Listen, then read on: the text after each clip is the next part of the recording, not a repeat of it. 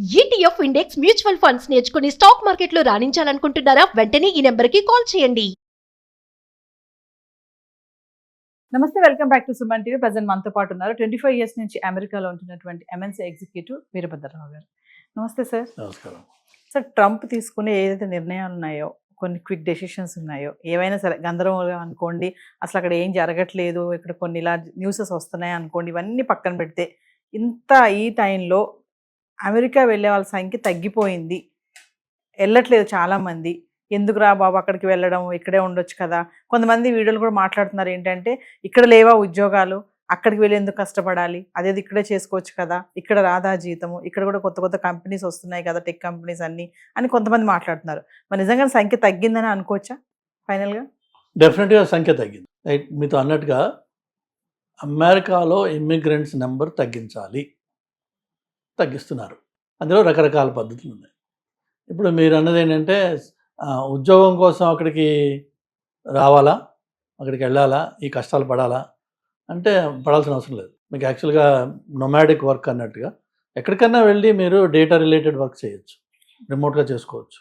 ఇండియాలో ఉంటూ చేసుకోవచ్చు, లేకపోతే వేరే కంట్రీస్కి వెళ్ళి అక్కడ ఉండే ట్యాక్స్ బెనిఫిట్స్ ఎంజాయ్ చేస్తూ, ఆ కొత్త కంట్రీని ఎక్స్ప్లోర్ చేస్తూ, ఆ లైఫ్ ఎంజాయ్ చేస్తూ మీరు చేసుకోవచ్చు.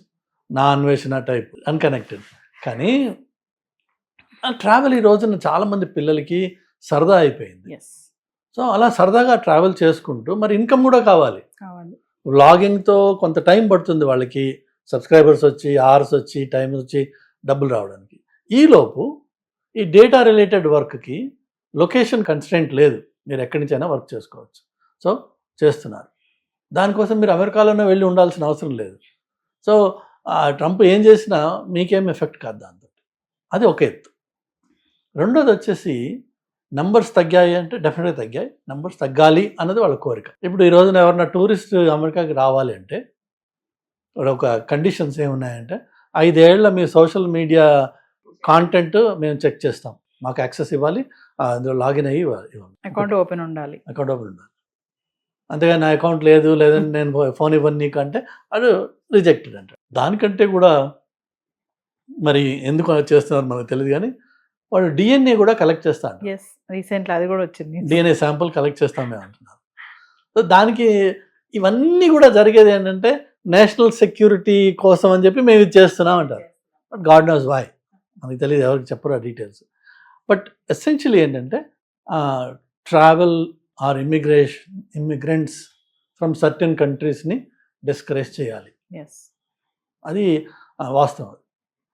బట్ నేను ఇంతకు ముందు కూడా చాలాసార్లు చెప్పాను, నిజంగా ఒక బ్రైట్ మైండ్, మంచి స్కిల్స్ ఉన్నవాళ్ళు అమెరికాకి వెళ్ళి వాళ్ళ కెరీర్ బిల్డ్ చేసుకోదలుచుకుంటే ఈ రోజుకి కూడా వెళ్ళవచ్చు, అందులో డౌట్ లేదు.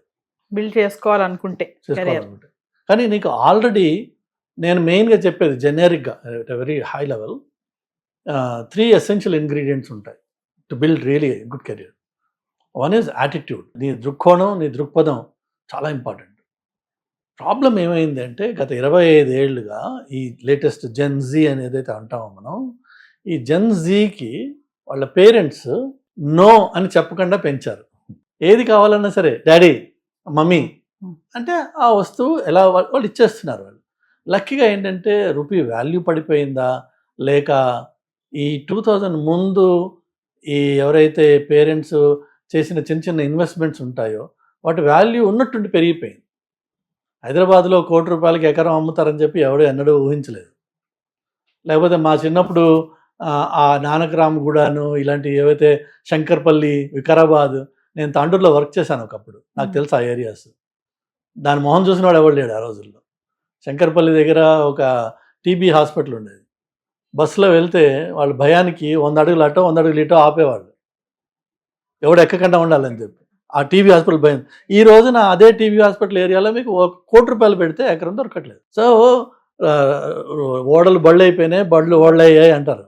కానీ తల్లిదండ్రుల దగ్గర బోల్డ్ డబ్బులు వచ్చేటప్పటికి తల్లిదండ్రులకు ఉన్న ఈగో ఏంటంటే, మా పిల్లలకి ఏం తక్కువ, వాడికి ఏది కావాలంటే అది ఇస్తాం.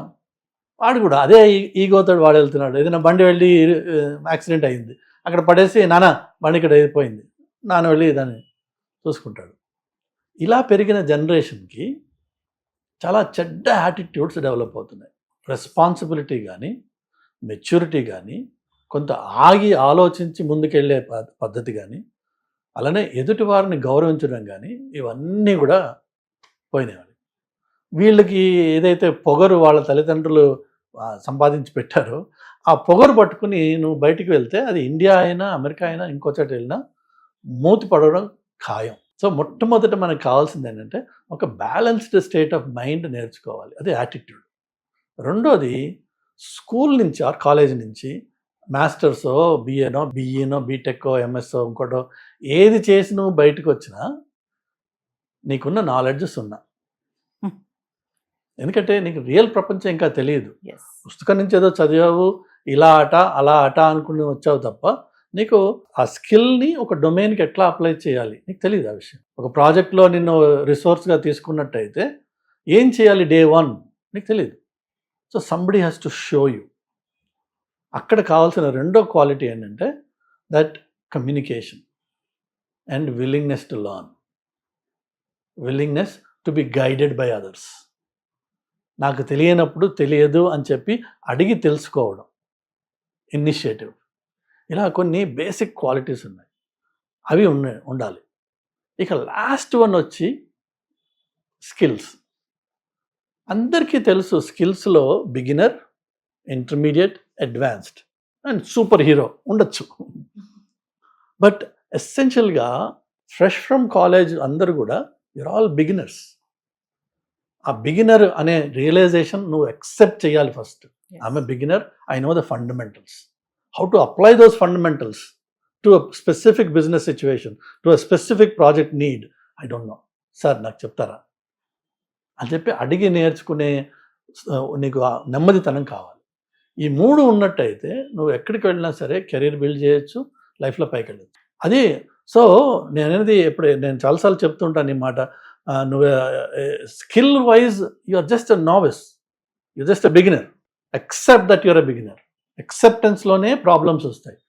నువ్వు ఎప్పుడైతే అక్కడికి వెళ్ళి ఒక ఇంటర్వ్యూ ఫేస్ చేస్తూ నాకు అన్నీ తెలుసు అనే ఒక యాటిట్యూడ్తో ఉంటావో you will fail, no questions about it. So ఈ attitude, communication and initiative and foundational knowledge ఉన్న వాళ్ళు అమెరికాకి వెళ్తే డెఫినెట్గా వాళ్ళు కెరీర్ బిల్డ్ చేసుకోగలరు.